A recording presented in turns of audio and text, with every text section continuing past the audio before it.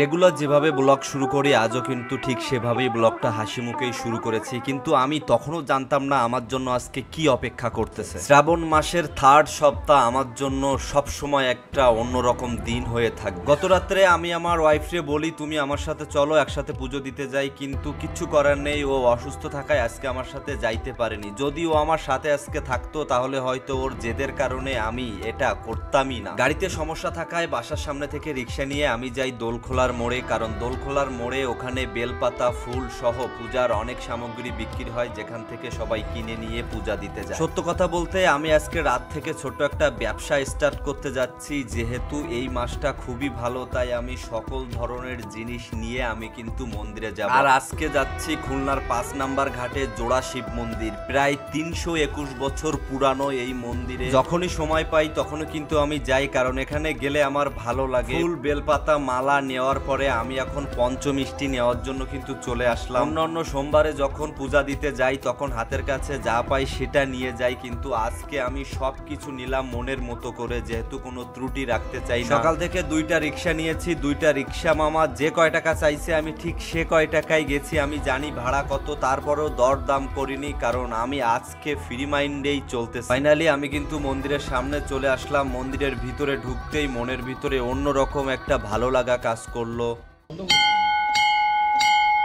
ভিতরে ঢুকে একটু সময় পরে পূজা শেষ করলাম। পূজা শেষ করার পরে আমি কিন্তু ক্যামেরাতে হাত দিয়েছি যে এখন কয়টা শট নেব। বলে রাখা ভালো, বড় ডিসপ্লেতে আমার সমস্যা হয় না, কিন্তু যখনই ভার্টিক্যাল নিতে গেছিলাম তখনই আমার এই সমস্যা, কারণ ভার্টিক্যাল নিলে এক পাশ দিয়ে একটু দেখা যায়, এজন্য আমার সমস্যা হচ্ছিল। ভুলটা আমার ছিল, যখন আমি ক্যামেরা হাতে করি তখন প্রচুরভাবে হাত কাঁপতেছিল, কেন জানি না কাঁপতেছিল, কিন্তু আমি ভাবতেই পারিনি যে এই দুর্ঘটনাটা আমার জন্য অপেক্ষা করতেছে আজকে। তো এই ভিডিওটা যে এত তাড়াতাড়ি করতে হবে আমি কখনোই কল্পনা করতে পারিনি। আজকে সকাল থেকে আমার সাথে কিচ্ছু হয়নি ভাই, কিন্তু যখন মন্দিরে যাই পূজা শেষ করার পরে আমি যখন প্যাকেট খুলে কন্ট্রোলারটা হাতে নিই তখন কেন জানি না আমার হাত কাঁপতেছিল ভাই। সত্যি কথা বলতে যখন আমি এটা ফার্স্ট চালাইছি কেনার পরে তখনও আমার এত সমস্যা হয়নি, কিন্তু ওখানে একদম কাছেই শুট করব আমি, কোনো দূরে যাবে না, ফ্লাই করার আগে কেন জানি না আমার হাত কাঁপতেছিল, খুব হাত কাঁপতেছিল। তো এই শটটা যে নিচ্ছিলাম, এই শটটা নিচ্ছিলাম কি নিচে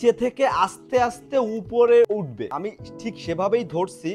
তবে আমি চুতে ওঠানোর জন্য যে জয়স্টিকটা সেটা শুরুতে কাজ করছে, কিন্তু আস্তে আস্তে আমার হাত কাঁপার কারণে ওইটা কাজ করেনি, শুধুমাত্র পিছনে চলে গেছে। আর যখনই পিছনে চলে গেছে আমি খেয়াল করিনি ওখানে গাছ কিন্তু আগের শটে আমি দেখছি, যখন আমি বড় স্ক্রিনে শুট করছি তখন আমি দেখছি ওখানে গাছ, এবং গাছের উপর দিয়ে আমার আগের বার চলে গেছে। কিন্তু ভার্টিক্যাল মুডে যখন করা হয় তখন ওই বড় ডিসপ্লেতে মাঝখানে জাস্ট থাকে, তো আমি ওইখানে খেয়াল করে পারিনি, আমার মাথায় কাজ করতেছিল না, কেন জানি না হাত কাঁপতেছে।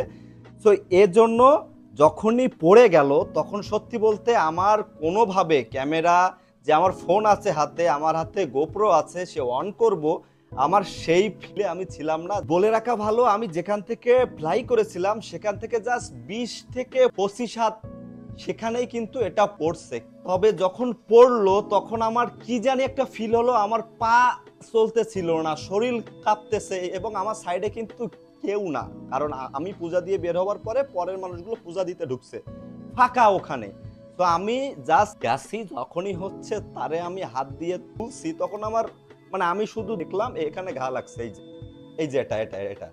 তো তারপরে যখন আমি সামনে আনলাম, সামনে এনে দেখি সবকিছু ঠিক আছে, কিন্তু এই যে সাইডে গিম্বেলের সাইডে যেখানে হচ্ছে যা ধরে রাখে এটা যে ছিল তার থেকে 3টার থেকে 2টা বের হয়ে আসে, মানে যদি ঢোকানো যায় তাহলে আবার ঠিক হবে, কিন্তু ওইটা এতটা সফট যে যখন ফার্স্টে তারা লাগাইছে একটা রাবার ঢুকায়ে সেটা এপাশে আসলে কাইটে ফেলছে। তো সেটা আমরা অনেক কষ্ট করছি, আর তখন থেকে আমি আর কোনো ক্যামেরা ফোন অন করার মতো মুডে ছিলাম না। আমি সেখান থেকে চলে আসি জলিল টাওয়ার, সেখান থেকে যাই হাদিস পার্কের সামনে যে বা এক্সারসাইজের যে জিনিসগুলো আছে, খুলনাতে কেউ ঠিক করে না, একজন ঠিক করে, সে ছিল আবার বাইরে, সেজন্য আমি চলে আসি ইউনিক কম্পিউটারে। সেখানে এসে আমি ভিডিও দেখে আমি খোলার পরে আমরা কষ্ট করে জাস্ট আরো একটা লক লাগাইছি, কিন্তু লকটাও সারা বাংলাদেশে কোথাও নাই। বাসাতে ফিরে আলি এক্সপ্রেসে কিন্তু অর্ডার করছি। তো এখন যে কথা চলতেছে, এখন কোনো ঝামেলা নাই, কিন্তু ওই যে পড়ে যাওয়াটা সেটা আমারে ভোগাচ্ছে সব সময়। আমি রাত্রে কম ঘুমাইছিলাম ঠিক আছে, কিন্তু আমি এখন ঘুমাইতে পারতেছি না, লিটারালি আমার ঘুম নাই। সে কিন্তু এখন ফুল সুস্থ, বাসাতে ফিরেও আমি ফ্লাই করছি, তার সমস্যা নেই, কিন্তু আমার মনের খুঁতখুতনিটা আর কি আছে, কারণ এখানে একটা লক ছাড়ানো, যদি খুলে যায় তাও কোনো সমস্যা হবে না, কিন্তু আবার যেটা অর্ডার করছি সেটা আসতেও আমার 1 মাস সময় লাগবে, 1 মাস। সব থেকে বড় কথা হচ্ছে বড় ধরনের কোনো সমস্যা হয়নি। মনরে সবসময় একটা জিনিস বুঝাচ্ছি যে এর থেকে বড় ধরনের কিছু হইতে পারতো, সে আর নাও চলতে পারতো, আমার অনেক টাকা খরচও হইতে পারতো। এই যে এত কথা বললাম, একটু ফ্রি ফিল হচ্ছে। So thank you so much, আবার দেখা হচ্ছে নতুন কোনো ভিডিওতে। Bye by.